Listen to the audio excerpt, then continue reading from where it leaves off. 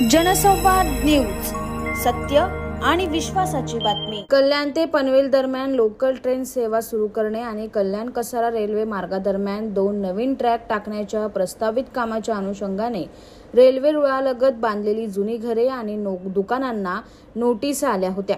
या 2 विषयासंदर्भात कल्याण लोकसभा युवा सेना सचिव हरजिंदर सिंग उर्फ विक्की भुल्लर यांनी खासदार डॉ. श्रीकांत एकनाथ शिंदे यांची भेट घेऊन रेल्वे मार्गाचे काम सुरू करण्यापूर्वी बाधितांच्या पुनर्वसनाच्या जनहिताच्या मुद्द्यावर चर्चा केली।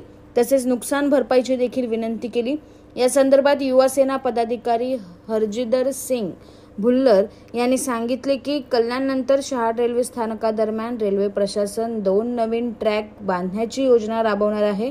रुळावर राहणाऱ्या शेकडो लोकांना या योजनेचा फटका बसणार आहे। त्यामुळे आम्ही गुरुवारी थेट प्रादेशिक खासदार डॉ. श्रीकांत शिंदे यांची भेट घेऊन लोकांना बेघर आणि बेरोजगार होण्यापासून वाचवण्याचे आवाहन केले।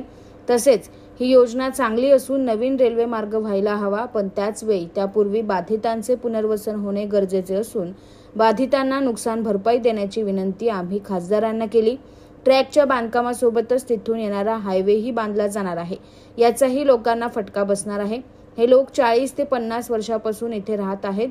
यावर सकारात्मक तोडगा काढण्याचा प्रयत्न करू, असे आश्वासन खासदार डॉ. श्रीकांत शिंदे यांनी दिल्याचे विक्की भुल्लर यांनी सांगितले। यावेळी युवा सेना कल्याण जिल्हा अधिकारी जितेन पाटील, उल्हासनगर मंडळ प्रमुख प्रमोद पांडे, विनोद साळेकर, शिवसेना वैद्यकीय विभाग निमंत्रक बिपिन सिंह, शाखा प्रमुख सुमित सिंह व शिवसैनिक आदि उपस्थित होते। कल हम डॉक्टर श्रीकांत शिंदे जी से मुलाकात की है। एक्चुअल में रेलवे की कुछ एक्स्ट्रा लाइंस यहाँ से शहाड़ से होते हुए आगे जानी है। उसके कारण से जो 40 साल से यहाँ पे रहवासी रह रहे हैं, उनको कटिंग में उनका घर, किसी की दुकान, किसी का कुछ जा रहा है। तो हमने खासदार साहब से निवेदन किया कि इनको ये भरपाई करके मिले जो भी है।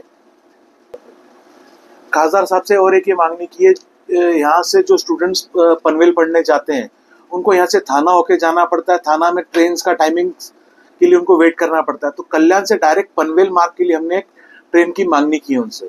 इधर से शहाड़ परिसर में जो भी रहवासी रहने वाले, उनको डरने की जरूरत नहीं है। हम उनके साथ में डटकर खड़े हैं, उनको कोई चीज की फिक्र करने की जरूरत नहीं है। खासदार साहब जल्द से जल्द रेलवे के जो अधिकारी है उनसे मीटिंग लेके इसका सोल्यूशन निकालेंगे।